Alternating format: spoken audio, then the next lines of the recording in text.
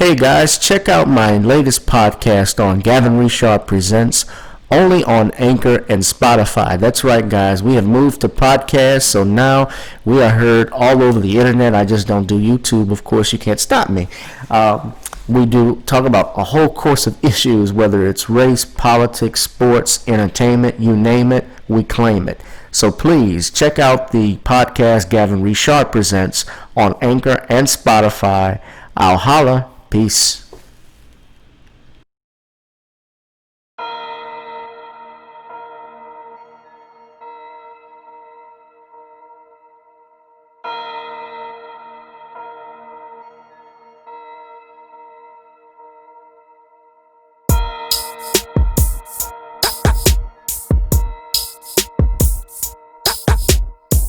Church. Amanda Roberts joins us now with more.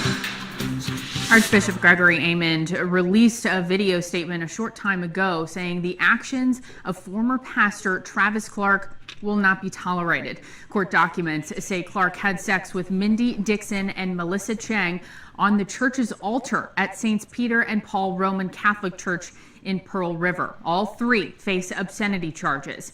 A spokesperson says Clark has been removed from ministry and will not be reassigned.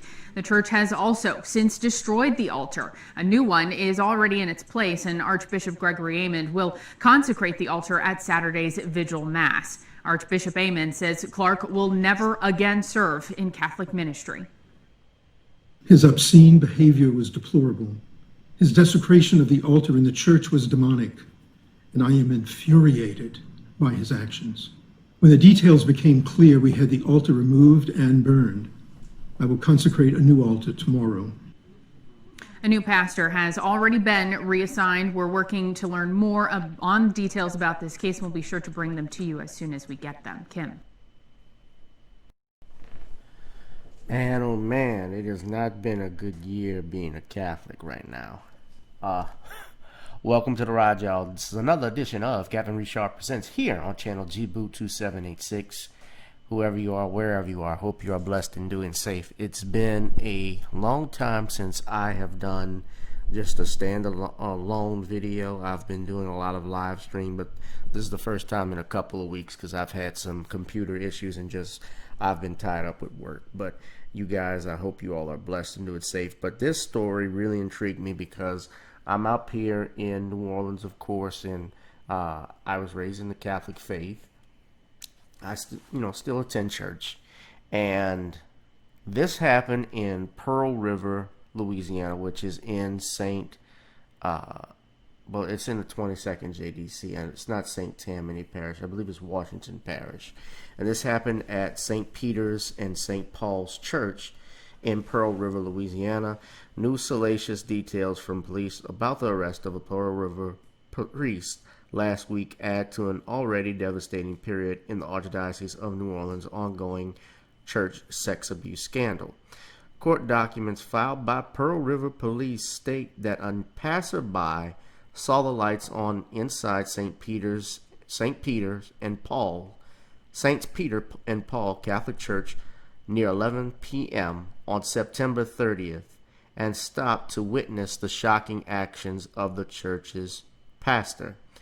Peering through glass doors and windows, the person who called police allegedly saw Reverend Travis Clark, 37 years old, half naked on top of the altar, according to documents reviewed by the Times-Picayune New Orleans Advocate in its joint investigation with WWL-TV.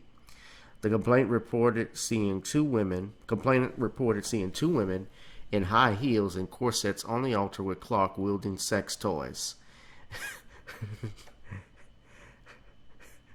Stage.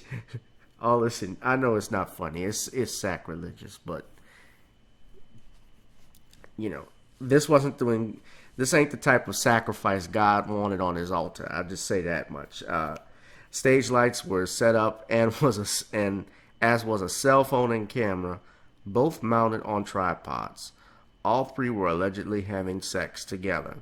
The passerby took a cell phone video and called the Pearl River police, who arrived at the church, viewed the footage, and arrested the group on accusations that they were having intercourse in a publicly visible place, the document said. Clark, the pastor of Saints Peter and Paul since 2019, was booked with obscenity last week for the alleged encounter.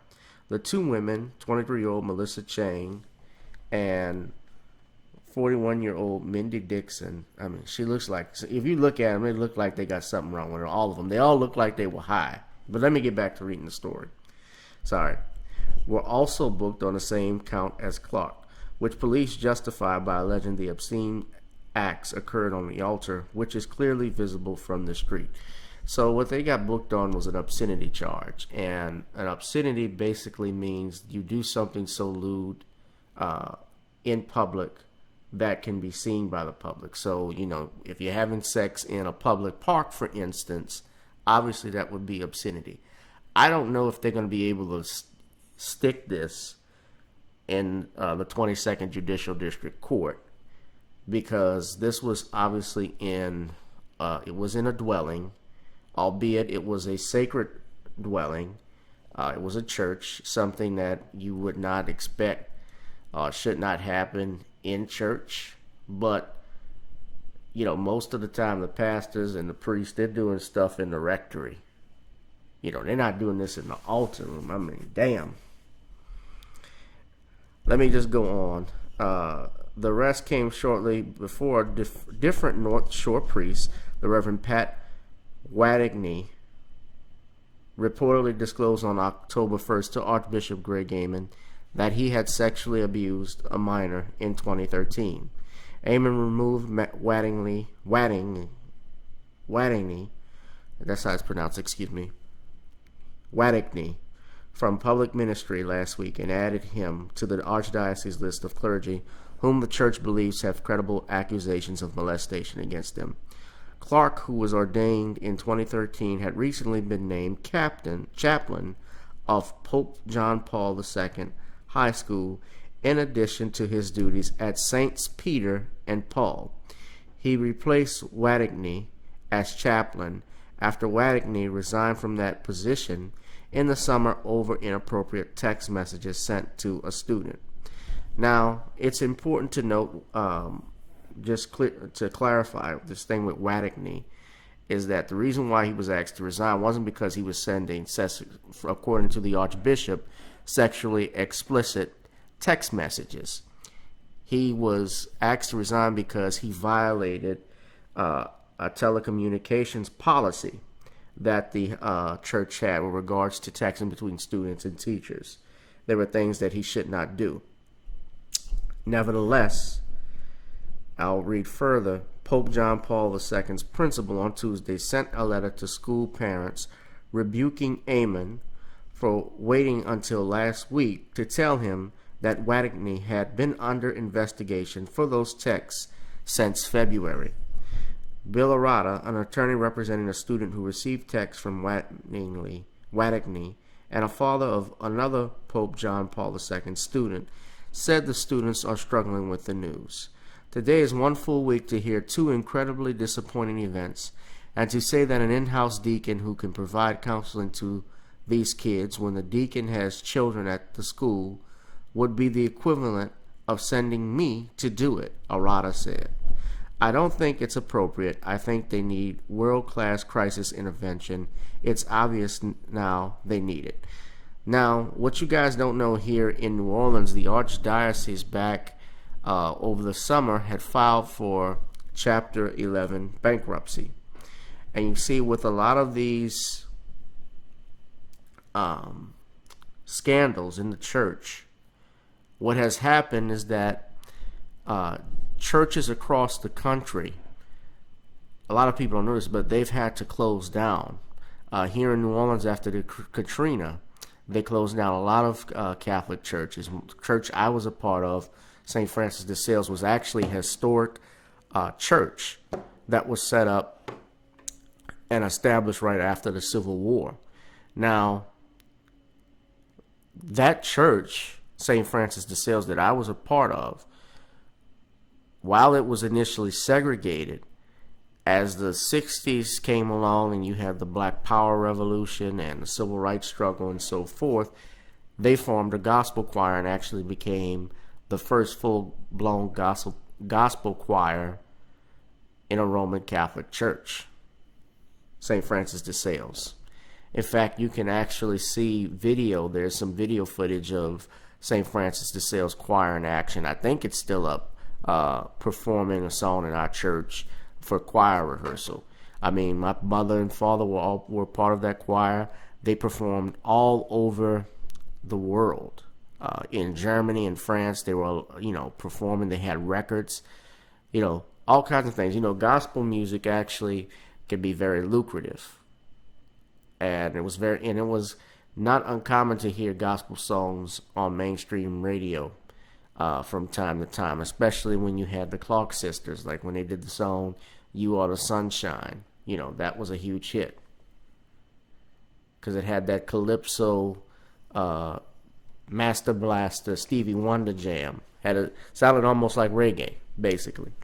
But nevertheless, I'm getting off subject, and to get back on subject, when you have a situation like this, with regards to the former pastor, Clark, the former priest, Eamon went to Saints Peter and Paul and performed a Catholic ritual on Saturday to restore the altar's sanctity. The church is vague on the specific acts that would constitute a desecration, but the Code of Canon Law states that a violation of a sacred place occurs by gravely injurious actions done in them that are contrary to the holiness of the place. Eamon sent a letter to the parishioners of Saints Peter and Paul on Monday saying the Reverend Carol Sharima would replace Clark beginning this coming Sunday. They actually took that altar and burned it. Now, what's interesting about this too is Dixon, seen here, is an adult film actress who also works for hire as a dominatrix.